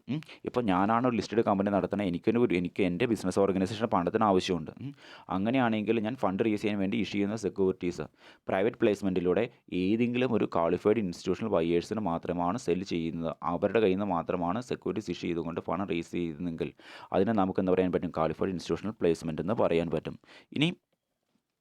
ഇനി എന്തൊക്കെ കണ്ടീഷൻസ് ആണ് ക്വാളിഫൈഡ് ഇൻസ്റ്റിറ്റ്യൂഷണൽ പ്ലേസ്മെൻറ്റ്സ് നടത്താൻ വേണ്ടതെന്ന് നമുക്കൊന്ന് നോക്കാം. യോഗ്യതയുള്ള സ്ഥാപനങ്ങളിലൂടെ പ്ലേസ്മെൻറ്റ് അംഗീകരിക്കുന്ന ഒരു സ്പെഷ്യൽ റെസൊല്യൂഷൻ അതിൻ്റെ ഷെയർ ഹോൾഡേഴ്സ് പാസ്സാക്കി കഴിഞ്ഞിട്ടുണ്ടെങ്കിൽ മാത്രമേ ഇഷ്യൂവറിന് ക്വാളിഫൈഡ് ഇൻസ്റ്റിറ്റ്യൂഷണൽ പ്ലേസ്മെൻറ്റ് നടത്താൻ സാധിക്കുകയുള്ളൂ. എന്താ പറഞ്ഞേക്കുന്നത്, യോഗ്യതയുള്ള സ്ഥാപനങ്ങളുടെ പ്ലേസ്മെൻറ്റ് അംഗീകരിക്കുന്ന ഒരു സ്പെഷ്യൽ റെസൊല്യൂഷൻ അതിൻ്റെ ഷെയർ ഹോൾഡേഴ്സ് പാസ്സാക്കി കഴിഞ്ഞിട്ടുണ്ടെങ്കിൽ മാത്രമേ ഇഷ്യൂവറിന് ക്വാളിഫൈഡ് ഇൻസ്റ്റിറ്റ്യൂഷണൽ പ്ലേസ്മെൻറ്റ് നടത്താൻ സാധിക്കുകയുള്ളൂ. ഇനി രണ്ടാമത്തെ കണ്ടീഷനാണ്, ക്വാളിഫൈഡ് ഇൻസ്റ്റിറ്റ്യൂഷണൽ മാനേജ് ചെയ്യുന്നത് മെർച്ചൻ്റ് ബാങ്കറുടെ നേതൃത്വത്തിലാണ്. എല്ലാ മെറ്റീരിയൽ വിവരങ്ങളും ഉൾക്കൊള്ളുന്ന ഒരു പ്ലേസ്മെൻറ്റ് ഡോക്യുമെൻറ്റിൻ്റെ അടിസ്ഥാനത്തിലാണ് യോഗ്യതയുള്ള സ്ഥാപനങ്ങൾ പ്ലേസ്മെൻറ്റ് നടത്തുന്നത്. ഇനി മറ്റൊരു കാര്യം എന്തെന്ന് വെച്ചാൽ, മറ്റൊരു കണ്ടീഷനാണ് ക്വാളിഫൈഡ് ഇൻസ്റ്റിറ്റ്യൂഷണൽ പ്ലേസ്മെൻറ്റ് നടത്താൻ ഉദ്ദേശിക്കുന്ന ഡേറ്റിന് മുൻപുള്ള 2 ആഴ്ചയിൽ സെക്യൂരിറ്റീസ് ഇഷ്യൂ ചെയ്തിരിക്കുന്ന ക്ലോസിംഗ് പ്രൈസിൻ്റെ ഉയർന്നതും താഴ്ന്നതുമായിട്ടുള്ള ശരാശരി പ്രൈസിനേക്കാൾ ഉയർന്ന വിലയിലായിരിക്കണം ക്വാളിഫൈഡ് ഇൻസ്റ്റിറ്റ്യൂഷണൽ പ്ലേസ്മെൻറ്റ് നടത്തേണ്ടത്.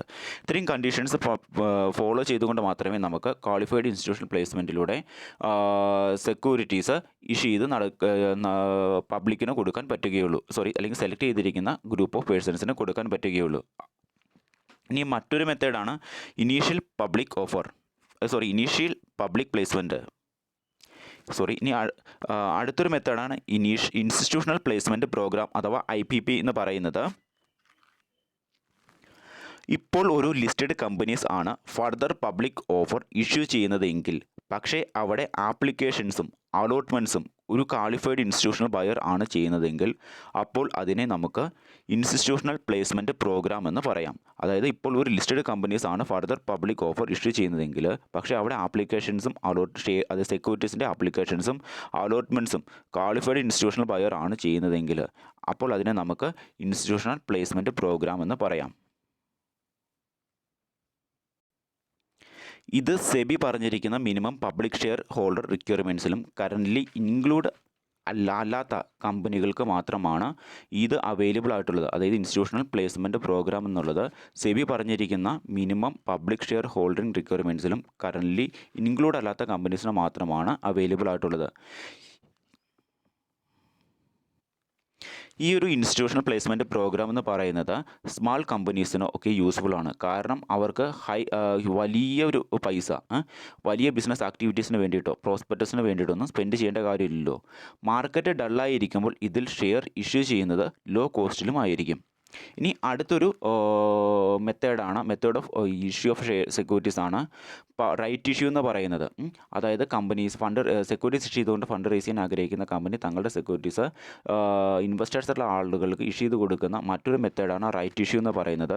ഒരു കമ്പനിയുടെ എക്സിസ്റ്റിംഗ് ഷെയർ ഹോൾഡേഴ്സിന് ഷെയർ ഓഫർ ചെയ്യുന്നതിനെയാണ് റൈറ്റ് ഇഷ്യൂ എന്ന് പറയുന്നത്.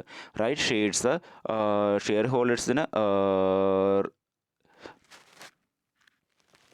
റൈറ്റ് ഷെയർസ് ഷെയർ ഹോൾഡേഴ്സിന് റിസീവ് ചെയ്യാനുള്ള റൈറ്റിനെയാണ് പ്രീ എംപ്ലോയി റൈറ്റ് കൊണ്ട് അർത്ഥമാക്കുന്നത്.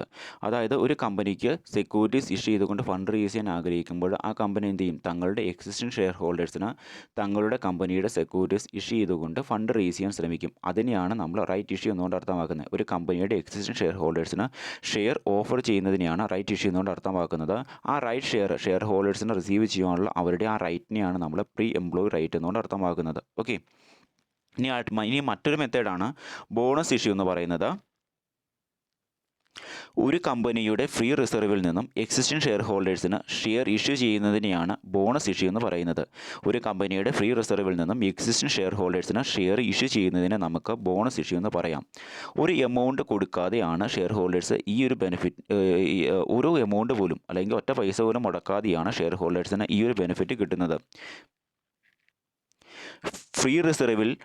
ഫ്രീ റിസർവ് വീണ്ടും എന്താണ് എക്സിസ്റ്റിംഗ് ഷെയർ ഹോൾഡേഴ്സിന് ഷെയർ ഇഷ്യൂ ചെയ്യാൻ വേണ്ടിയിട്ട് യൂസ് ചെയ്യുന്നതുകൊണ്ട് തന്നെ എന്താണ് ഇക്വിറ്റി ഷെയർ ക്യാപിറ്റലും ഇവിടെ ഇൻക്രീസ് ചെയ്യുന്നുണ്ട്. അതായത് ഫ്രീ റിസർവും വീണ്ടും ക്യാപിറ്റലൈസ് ചെയ്യുന്നതിലൂടെ ഇക്വിറ്റി ഷെയർ ക്യാപിറ്റലും ഇവിടെ ഇൻക്രീസ് ചെയ്യുന്നുണ്ട്, കൂടുന്നുണ്ട് എന്നാണ് പറയുന്നത്. ഷെയർസ് ഒരു ബോണസ് ആയിട്ടാണ് നമ്മൾ ഇഷ്യൂ ചെയ്യുന്നതെങ്കിൽ അതിനെ നമുക്ക് ബോണസ് ഇഷ്യൂ എന്ന് പറയാം. ക്യാഷായിട്ട് കളക്ട് ചെയ്തതിൽ നിന്നും ഫ്രീ റിസർവായിട്ട് കമ്പനിയിൽ ഉള്ള പൈസയിൽ നിന്നുമൊക്കെ ആയിരിക്കും ഈ ബോണസ് ഇഷ്യൂ എക്സിസ്റ്റിംഗ് ഷെയർ ഹോൾഡേഴ്സിന് ഇഷ്യൂ ചെയ്ത് കൊടുക്കുന്നത്. ഇനി ഏതെങ്കിലും ഒരു business organisation bonus issue existing share ഹോൾഡേഴ്സിന് അപ്രൂവ് ചെയ്തിട്ടുണ്ടെങ്കിൽ അപ്രൂവ് ചെയ്തതിൻ്റെ 15 ഡേയ്സിനുള്ളിൽ ഈ ഒരു ബോണസ് ഇഷ്യൂ ഇംപ്ലിമെൻറ്റ് ചെയ്തിട്ടുണ്ടാകണം. ഇത്രയുമാണ് ബോണസ് ഇഷ്യൂമായി ബന്ധപ്പെട്ടുകൊണ്ടുള്ള കാര്യങ്ങൾ. ഇനി മറ്റൊരു മെത്തേഡാണ് ഇസോപ്പ് എന്ന് പറയുന്നത്, എംപ്ലോയി സ്റ്റോക്ക് ഓപ്ഷൻ പ്ലാൻ എന്ന് പറയുന്നത്. ഏത് കമ്പനിയാണോ ഷെയർ ഇഷ്യൂ ചെയ്യുന്നത് ആ കമ്പനിയുടെ എംപ്ലോയീസിന് തന്നെ ഷെയർസ് പർച്ചേസ് ചെയ്യാനുള്ള അവസരമാണ് ഇതിൽ കൂടി ലഭിക്കുന്നത്. എംപ്ലോയീസിന് ഡിഫറെൻറ്റ് മെത്തേഡിൽ കൂടി എന്താണ് ഈ ഷെയർസ് റിസീവ് ചെയ്യാം. ഒന്നെങ്കിൽ ബോണസ് ആയിട്ട്, അല്ല എങ്കിൽ ഡയറക്റ്റായിട്ട് കമ്പനിയിൽ നിന്നും ഷെയർസ് ഇഷ്യൂ ചെയ്യാം, അല്ല എങ്കിൽ ഈ എംപ്ലോയി സ്റ്റോക്ക് ഓപ്ഷൻ പ്ലാനിൽ കൂടി എന്ത് ചെയ്യാൻ പറ്റും? എംപ്ലോയീസിന് എംപ്ലോയീസ് വർക്ക് ചെയ്യുന്ന കമ്പനിയുടെ സെക്യൂരിറ്റീസ് വാങ്ങാൻ പറ്റും. ഇനി നമ്മൾ പഠിക്കാൻ പോകുന്നതാണ് ഏതൊക്കെ ടൈപ്പിലാണ് എംപ്ലോയി സ്റ്റോക്ക് ഓപ്ഷൻ പ്ലാൻ ഉള്ളതെന്ന് നമുക്ക് നോക്കാം. ഒന്നാമത്തെ മെത്തേഡാണ് എംപ്ലോയി സ്റ്റോക്ക് ഓപ്ഷൻ പ്ലാൻ്റെ ഏറ്റവും ആദ്യത്തെ ഒരു മെത്തേഡാണ് എംപ്ലോയി സ്റ്റോക്ക് ഓപ്ഷൻ സ്കീം എന്ന് പറയുന്നത്, അഥവാ ESOS എന്ന് പറയുന്നത്. എംപ്ലോയി സ്റ്റോക്ക് ഓപ്ഷൻ സ്കീം എന്ന് പറയുന്നത് എന്താണ്? എംപ്ലോയി സ്റ്റോക്ക് ഓപ്ഷൻ സ്കീം എന്ന് വെച്ച് കഴിഞ്ഞാൽ ഒരു ഫ്യൂച്ചർ ഡേറ്റിൽ ഒരു പ്രീഡിറ്റർമൈൻഡ് പ്രൈസിൽ ഷെയർസ് എംപ്ലോയീസിന് വാങ്ങുവാനുള്ള പ്ലാനാണ് ഇതിൽ കൂടി പ്രൊവൈഡ് ചെയ്യുന്നത്. ഒരു ഫ്യൂച്ചർ ഡേറ്റിൽ ഒരു പ്രീഡിറ്റർമൈൻഡ് പ്രൈസിന് ഷെയർസ് എംപ്ലോയീസിന് വാങ്ങുവാനുള്ള പ്ലാനാണ് ഇതിൽ കൂടി പ്രൊവൈഡ് ചെയ്യുന്നത്. ഒരു ഫ്യൂച്ചർ ഡേറ്റിൽ ഒരു പ്രീഡിറ്റർമൈൻഡ് പ്രൈസിൽ ഷെയർസ് എംപ്ലോയീസിന് വാങ്ങുവാനുള്ള ഒരു പ്ലാനാണ് ഇതിൽ കൂടി പ്രൊവൈഡ് ചെയ്യുന്നത്. ഇനി രണ്ടാമത്തെ ഒരു മെത്തേഡാണ് എംപ്ലോയി സ്റ്റോക്ക് പർച്ചേസ് സ്കീം അഥവാ ESPP എന്ന് പറയുന്നത്. ഇവിടെ പബ്ലിക് ഇഷ്യൂവിലുള്ള ഷെയർസ് എംപ്ലോയീസിന് ഡയറക്റ്റായിട്ട് കമ്പനിയിൽ നിന്നും വാങ്ങുവാനുള്ള റൈറ്റാണ് ഇതിൽ കൂടി ലഭിക്കുന്നത്. ഒരു കമ്പനി ഫണ്ട് റേസ് ചെയ്യാൻ വേണ്ടി ഇഷ്യൂ ചെയ്തേക്കുന്ന സെക്യൂരിറ്റീസ് പബ്ലിക് ഇഷ്യൂ നടത്തുകയാണെങ്കിൽ ആ സെക്യൂരിറ്റീസ് ആ കമ്പനിയിൽ വർക്ക് ചെയ്യുന്ന എംപ്ലോയീസിന് ഡയറക്റ്റായിട്ട് ആ കമ്പനിയിൽ നിന്നും വാങ്ങുവാനുള്ള റൈറ്റാണ് ഇതിൽ കൂടി ഇഷ്യൂ ചെയ്യുന്നത് അല്ലെങ്കിൽ ഇതിൽ കൂടി ലഭിക്കുന്നത്. ഇനി ഏറ്റവും അവസാനത്തെ എംപ്ലോയി സ്റ്റോക്ക് ഓപ്ഷൻ സ്കീമാണ് ഷെയർ അപ്രീസിയേഷൻ റൈറ്റ് എന്ന് പറയുന്നത്, അഥവാ SRS. ഇവിടെ എംപ്ലോയീസിന് ഷെയർ അല്ല ലഭിക്കുന്നത്, ഇവിടെ അവരുടെ ഷെയർസിൻ്റെ പ്രൈസിന് ഒരു അപ്രീസിയേഷനാണ് ലഭിക്കുന്നത്. ഈ പെർഫോമൻസ് അനുസരിച്ച് ഇൻസെൻറ്റീവൊക്കെ ലഭിക്കുകയില്ല. അതുപോലത്തെ ഒരു സ്കീമാണിത്. എംപ്ലോയീസുള്ള ആളുകൾക്ക് പുതിയ ഷെയറുകളല്ല ലഭിക്കുന്നത്. അവർക്ക് ഒരിക്കൽ ലഭിച്ച ഷെയറിന് അവർ എത്ര രൂപയ്ക്കാണോ ഷെയർ വാങ്ങിയേക്കുന്നത് ആ ഷെയറിൻ്റെ പ്രൈസ് എന്ത് ചെയ്യുന്നു, അല്പം കൂടി ഇൻക്രീസ് ചെയ്യുന്നു. അതിനെയാണ് നമ്മൾ ഷെയർ അപ്രീസിയേഷൻ റേറ്റ് എന്നുകൊണ്ട് അർത്ഥമാക്കുന്നത്. ഈ ഷെയർ അപ്രീസിയേഷൻ റേറ്റിനെ നമുക്ക് ഫാൻഡമിക് റേറ്റ്സ് എന്നും നമുക്ക് വിളിക്കാൻ പറ്റും. ഓക്കെ, ഇത്രയുമാണ് പ്രധാനമായിട്ടും എംപ്ലോയി സ്റ്റോക്ക് ഓപ്ഷൻസ് പ്ലാൻസ് എന്ന് പറയുന്നത്. ഇനി നമ്മൾ പഠിക്കാൻ പോകുന്നത് ഏതൊക്കെ methods of pricing and issue. ഏതൊക്കെ നമ്മൾ കമ്പനീസ് ഫണ്ട് റേസ് ചെയ്യാൻ വേണ്ടി സെക്യൂരിറ്റീസ് ഇഷ്യൂ ചെയ്യുമ്പോൾ ആ ഇഷ്യൂ ചെയ്യുന്ന സെക്യൂരിറ്റീസിൻ്റെ പ്രൈസ് എങ്ങനെയൊക്കെയാണ് ഡിസൈഡ് ചെയ്യുന്നത്, ഏതൊക്കെ മെത്തേഡുകളാണ് അതിനുള്ളത്. പ്രധാനമായിട്ടും 2 രീതിയിലുള്ള മെത്തേഡുകളാണുള്ളത്. ഫിക്സഡ് പ്രൈസ് ഇഷ്യൂ മെത്തേഡും ബുക്ക് ബിൽഡിംഗ് പ്രൈസ് മെത്തേഡും. നമുക്ക് നോക്കാം ഇത് രണ്ടും എന്താണെന്ന് നമുക്ക് നോക്കാം. ഒന്നാമത്തേതാണ് fixed price issue method. Fixed price issue method എന്ന് വെച്ച് കഴിഞ്ഞാൽ ഇപ്പോൾ ഇഷ്യൂവർ മെർച്ചൻ്റ് ബാങ്കുമായി ഡിസ്കസ് ചെയ്തിട്ടാണ് ഷെയർസിൻ്റെ പ്രൈസ് ഡിസൈഡ് ചെയ്യുന്നതെങ്കിൽ, അതിനുശേഷമാണ് പ്രോസ്പെക്ടസിൽ മെൻഷൻ ചെയ്യുന്നതെങ്കിൽ നമുക്കതിനെ ഫിക്സഡ് പ്രൈസ് എന്ന് പറയാൻ പറ്റും. അതായത് സെക്യൂരിറ്റീസ് ഇഷ്യൂ ചെയ്തുകൊണ്ട് ഫണ്ട് റേസ് ചെയ്യാൻ ആഗ്രഹിക്കുന്ന കമ്പനി ഇഷ്യൂവർ മെർച്ചൻ്റ് ബാങ്കുമായിട്ട് ഡിസ്കസ് ചെയ്തതിന് ശേഷമാണ് ഒരു ഷെയറിൻ്റെ പ്രൈസ് ഡിസൈഡ് ചെയ്യുന്നതെങ്കിൽ, അതിനുശേഷമാണ് അത് കമ്പനി സെക്യൂരിറ്റീസ് ഇഷ്യൂ ചെയ്യുന്നതെന്ന് പറഞ്ഞുകൊണ്ട് ഇൻവെസ്റ്റേഴ്സ് ആയിട്ടുള്ള ആളുകളെ അറിയിക്കാൻ വേണ്ടി ഉപയോഗിക്കുന്ന പ്രോസ്പെക്ടസിൽ മെൻഷൻ ചെയ്ത് പറയുന്നതെങ്കിൽ നമുക്കതിനെ ഫിക്സഡ് പ്രൈസ് എന്ന് പറയാൻ പറ്റും. ഇനി രണ്ടാമത്തെ മെത്തേഡാണ് ബുക്ക് ബിൽഡിംഗ് പ്രൈസ് എന്ന് പറയുന്നത്. മാർക്കറ്റിലെ സെക്യൂരിറ്റീസിൻ്റെ ഡിമാൻഡ് അനുസരിച്ചാണ് പുതിയ ഷെയർസിൻ്റെ പ്രൈസ് ഡിറ്റർമൈൻ ചെയ്യുന്നതെങ്കിൽ നമുക്കതിനെ ബുക്ക് ബിൽഡിംഗ് പ്രൈസ് എന്ന് പറയാൻ പറ്റും. മാർക്കറ്റിൽ സെക്യൂരിറ്റീസിൻ്റെ ഡിമാൻഡ് അനുസരിച്ചുകൊണ്ടാണ് ഒരു സെക്യൂരിറ്റിയുടെ പ്രൈസ് ഡിറ്റർമൈൻ ചെയ്യുന്നതെങ്കിൽ അതിന് നമുക്ക് എന്താ പറയാൻ പറ്റും, ബുക്ക് ബിൽഡിംഗ് പ്രൈസ് എന്ന് പറയാൻ പറ്റും. ഇനി നമുക്ക് നമ്മൾ പഠിച്ചു പ്രൈസിങ്, നമ്മുടെ സെക്യൂരിറ്റീസ് ഇഷ്യൂ ചെയ്യുന്ന പ്രൈസിങ് മെത്തേഡുകൾ 2 ഉണ്ടെന്ന് പഠിച്ചു അല്ലേ. ഫിക്സഡ് പ്രൈസ് മെത്തേഡും ബുക്ക് ബിൽഡിംഗ് പ്രൈസ് മെത്തേഡും. ഇതിൻ്റെ അകത്ത് ബുക്ക് ബിൽഡിംഗ് പ്രൈസ് മെത്തേഡും ഫിക്സഡ് പ്രൈസ് മെത്തേഡും തമ്മിൽ ഡിഫറൻസ് എന്തൊക്കെയാണെന്ന് നമുക്ക് നോക്കാം. ഒന്നാമത്തേതാണ് ഇതിൻ്റെ 4 ബേസിസാണ് പ്രധാനമായിട്ടും, 4 ഡിഫറൻസാണ് ഇവിടെ പ്രധാനമായിട്ടും പറയുന്നത്. അതിൻ്റെ അകത്ത് ഒന്നാമത്തെ ഡിഫറൻസാണ് പ്രൈസ് എന്ന് പറയുന്നത് അല്ലേ. ഫിക്സഡ് പ്രൈസ് ഇഷ്യൂ മെത്തേഡിലാണെങ്കിൽ the price at which the shares are offered to public is known as in advance to an investor. എന്ന് വെച്ച് കഴിഞ്ഞാൽ ഏത് നിരക്കിലാണ് ഷെയർസ് പബ്ലിക്കിന് ഓഫർ ചെയ്യുന്നത് അതിൻ്റെ പ്രൈസ് മുൻകൂട്ടി ഇൻവെസ്റ്ററിന് അറിയുവാൻ സാധിക്കും.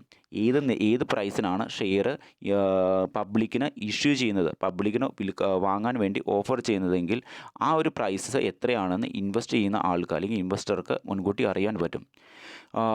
എന്നാൽ ബുക്ക് ബിൽഡിംഗ് ഇഷ്യൂവിൽ ഒരിക്കലും എന്ത് ചെയ്യാൻ പറ്റില്ല. ഏത് സെക്യൂരിറ്റീസ് ഇഷ്യൂ ചെയ്തുകൊണ്ട് ഫണ്ട് റേസ് ചെയ്യാൻ ആഗ്രഹിക്കുന്ന കമ്പനി ഇഷ്യൂ ചെയ്യുന്ന സെക്യൂരിറ്റീസിൻ്റെ പ്രൈസ് എത്രയായിരിക്കുമെന്ന് ഇൻവെസ്റ്റ്മെൻറ്റ് നടത്താൻ ആഗ്രഹിക്കുന്ന അല്ലെങ്കിൽ സെക്യൂരിറ്റി വാങ്ങാൻ ആഗ്രഹിക്കുന്ന ഇൻവെസ്റ്ററിന് ഒരിക്കലും മുൻകൂട്ടി അറിയാൻ പറ്റുകയില്ല. ഇതാണ് ബുക്ക് ബിൽഡിംഗ് പ്രൈസും ഫിക്സഡ് പ്രൈസ് ഇഷ്യൂ മെത്തേഡും തമ്മിലുള്ള വ്യത്യാസം എന്ന് പറയുന്നത്. അപ്പോൾ ഫിക്സഡ് പ്രൈസ് ഇഷ്യൂ മെത്തേഡിലാണെങ്കിൽ സെക്യൂരിറ്റീസ് ഇഷ്യൂ ചെയ്തുകൊണ്ട് ഫണ്ട് റേസ് ചെയ്യാൻ ആഗ്രഹിക്കുന്ന കമ്പനി ഇഷ്യൂ ചെയ്യുന്ന സെക്യൂരിറ്റീസിൻ്റെ പ്രൈസ് എത്രയാണ് എന്ന് അത് വാങ്ങാൻ വരുന്ന ഇൻവെസ്റ്ററിന് മുൻകൂട്ടി അറിയാൻ പറ്റും. എന്നാൽ ബുക്ക് ബിൽഡിംഗ് ഇഷ്യൂവിൽ ഒരിക്കലും ഇൻവെസ്റ്റർക്ക് അയാൾ വാങ്ങാൻ പോകുന്ന സെക്യൂരിറ്റീസിൻ്റെ വില എത്രയാണെന്ന് മുൻകൂട്ടി അറിയാൻ പറ്റുകയില്ല. ഇനി രണ്ടാമത്തെ ഡിഫറൻസാണ് പ്രൈസ് ഡിറ്റർമിനേഷൻ മെത്തേഡ്. ഈ ഫിക്സഡ് പ്രൈസ് ഇഷ്യൂ മെത്തേഡിലും അതുപോലെ തന്നെ ബുക്ക് ബിൽഡിംഗ് പ്രൈസ് ഇഷ്യൂ മെത്തേഡിലും ഷെയറിൻ്റെ പ്രൈസ് എങ്ങനെയാണ് ഡിറ്റർമൈൻ ചെയ്യുന്നതാണ് നമ്മൾ നോക്കുന്നത്. ഷെയറിൻ്റെ പ്രൈസ് മുൻകൂട്ടി തീരുമാനിക്കുന്നത് ഷെയർ ഇഷ്യൂ ചെയ്യുന്ന കമ്പനി തന്നെയാണ്.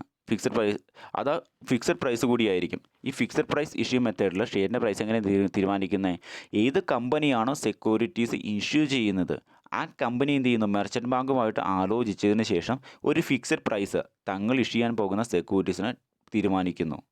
എന്നാൽ ബുക്ക് ബിൽഡിംഗ് ഇഷ്യൂവിലോ സെക്യൂരിറ്റീസ് ഇഷ്യൂ ചെയ്യാൻ പോകുന്ന കമ്പനീസ് തങ്ങൾ ഇഷ്യൂ ചെയ്യാൻ പോകുന്ന സെക്യൂരിറ്റീസിൻ്റെ പ്രൈസ് എങ്ങനെയാണ് തീരുമാനിക്കുന്നത്, തങ്ങളുടെ സെക്യൂരിറ്റീസിൻ്റെ നിലവിലത്തെ മാർക്കറ്റിൻ്റെ ഡിമാൻഡ് അനുസരിച്ചായിരിക്കും അവർ തങ്ങളുടെ സെക്യൂരിറ്റീസിൻ്റെ പ്രൈസ് തീരുമാനിക്കുന്നത്. ഓക്കെ, ബുക്ക് ബിൽഡിംഗ് പ്രൈസ് മെത്തേഡിലാണെങ്കിൽ എങ്ങനെയാണ് അത് ഫോളോ ചെയ്യുന്ന ബിസിനസ് ഓർഗനൈസേഷൻ ആണെങ്കിൽ തങ്ങൾ ഇഷ്യൂ ചെയ്യാൻ പോകുന്ന സെക്യൂരിറ്റീസിൻ്റെ പ്രൈസ് ഒരിക്കലും മുൻകൂട്ടിയല്ല തീരുമാനിക്കുന്നത്. പിന്നെയോ അവരെന്ത് ചെയ്യുന്നു, തങ്ങളുടെ സെക്യൂരിറ്റീസ് ഇപ്പോൾ ഇഷ്യൂ ചെയ്ത് കഴിഞ്ഞാൽ മാർക്കറ്റിലെ തങ്ങളുടെ സെക്യൂരിറ്റീസിൻ്റെ ഡിമാൻഡ് ഇന്ന് മാത്രമുണ്ട്, അതിനെ ബേസ് ചെയ്തുകൊണ്ടായിരിക്കും എന്ത് ചെയ്യുന്നത്, പ്രൈസ് നമ്മുടെ സെക്യൂരിറ്റീസിൻ്റെ പ്രൈസ് ഇവർ തീരുമാനിക്കുന്നത്. ഇനി മറ്റൊരു മെത്തേഡാണ്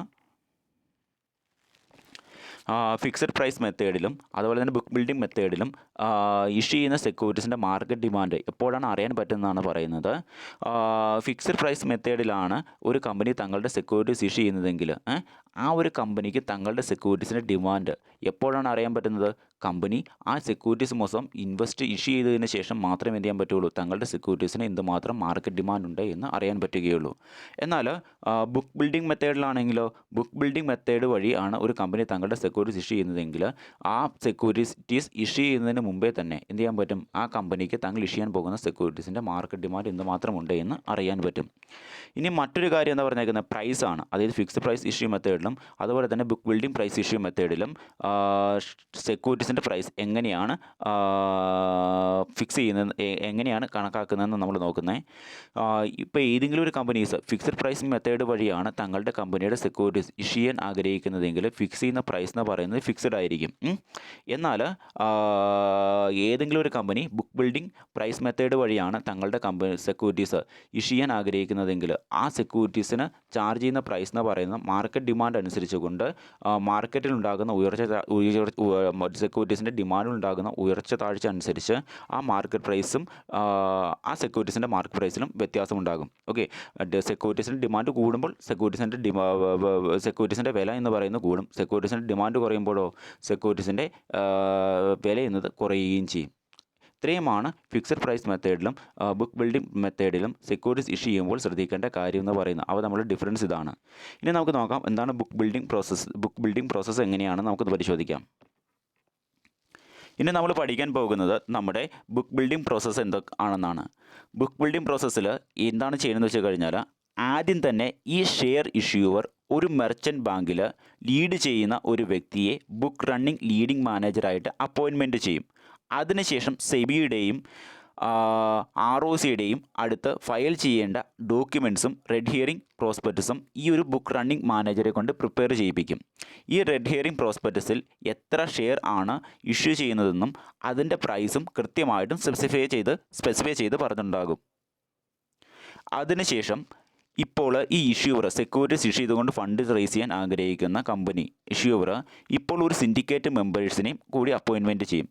ഈ ബിഡ്സ് അക്സെപ്റ്റ് ചെയ്യുവാനും ആപ്ലിക്കേഷൻസും ഓർഡേഴ്സും ഒക്കെ എന്താണ് പ്ലേസ് ചെയ്യുമ്പോൾ ശ്രദ്ധിക്കാനൊക്കെ ആയിട്ടാണ് ഈ ഒരു സിൻഡിക്കേറ്റ് മെമ്പറെ ഈ ഒരു ഇഷ്യൂവർ അപ്പോയിൻമെൻറ്റ് ചെയ്യുന്നത്. അതിനുശേഷം ഈ book building issue normally open ചെയ്യുന്നത് 3 to 7 വർക്കിംഗ് ഡേയ്സിൻ്റെ ഇടയിലാണ്. അപ്പോൾ ഈ ടൈമിൽ ഷെയർസ് ഒക്കെ പബ്ലിക്ക് ഇഷ്യൂ ചെയ്യുമ്പോൾ ആപ്ലിക്കൻസ് എന്ത് ചെയ്യും? ഈ സ്റ്റോക്ക് എക്സ്ചേഞ്ചിൽ ബ്രോക്കേഴ്സുമായിട്ട് സംസാരിച്ചിട്ട് ഈ സെക്യൂരിറ്റീസ് ഓർഡർ പ്ലേസ് ചെയ്യുമ്പോൾ ഇതിന് ശേഷം ഈ സിൻഡിക്കേറ്റ് മെമ്പേഴ്സ് അല്ല എങ്കിൽ ബ്രോക്കേഴ്സ് ഈ ഓർഡർ എല്ലാം ഇലക്ട്രോണിക് ബുക്കിൽ ടൈപ്പ് ചെയ്യും. ഈ ഒരു പ്രോസസ്സിനെയാണ് ബിഡിംഗ് എന്ന് നമ്മൾ പറയുന്നത്.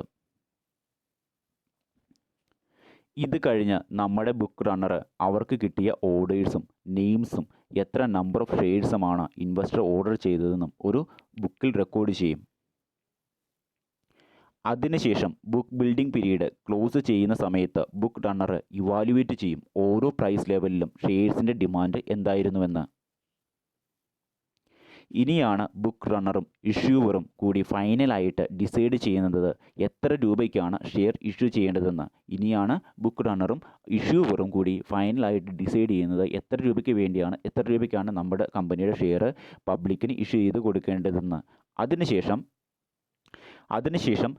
ROCയിൽ അതായത് രജിസ്റ്റർ ഓഫ് കമ്പനിയിൽ ഫയൽ ചെയ്യാനായിട്ട് പ്രോസ്പെക്ടസും ഇഷ്യൂ ചെയ്യും. അതിനുശേഷം ഇതിലാണ് ഷെയറിൻ്റെ പ്രൈസും എത്ര നമ്പർ ഓഫ് ഷെയർസുമാണ് ഇഷ്യൂ ചെയ്യാൻ കമ്പനീസ് ആഗ്രഹിക്കുന്നതെന്ന് കൃത്യമായിട്ട് പറയുന്നത്. ഇനി സെക്യൂരിറ്റീസ് എല്ലാം അലോക്കേറ്റ് ചെയ്ത് ഒരു കട്ട് ഓഫ് പ്രൈസിന് താഴെ വരുന്ന ബിഡ്സ് എല്ലാം റിജക്റ്റ് ചെയ്യുന്നുണ്ട്. ഈ സെക്യൂരിറ്റീസ് എല്ലാം ഒരു സ്റ്റിപ്പുലേറ്റഡ് ടൈം പീരീഡിനുള്ളിൽ തന്നെ എന്ത് ചെയ്യുന്നുണ്ട്? ലിസ്റ്റ് ചെയ്യപ്പെടുകയും ചെയ്യുന്നുണ്ട്. അപ്പോൾ ഇതാണ് ഒരു ബുക്ക് ബിൽഡിംഗ് പ്രോസസ്സ് എന്നുകൊണ്ട് നമ്മൾ അർത്ഥമാക്കുന്നത്. അപ്പോൾ നമ്മളിന്ന് പഠിച്ചേക്കുന്ന ടോപ്പിക്ക് എന്താണ് നമ്മുടെ methods of pricing and issue, book building process, അതുകൂടാതെ തന്നെ എന്താണ് employee stock option plan, bonus issue, right issue, qualified institutional placement, private placement, അതുപോലെ തന്നെ എന്താണ് ഓഫർ ഫോർ സെയിൽ, അതുപോലെ തന്നെ offer through prospectus, method of public issue, ഈ മുതലായ ടോപ്പിക്കാണ് പഠിച്ചത്. നിങ്ങൾക്ക് എവിടെയെങ്കിലും സംശയം ഉണ്ടെങ്കിൽ ക്ലിയർ ആയിട്ട് ചോദിക്കുക. Okay, thank you.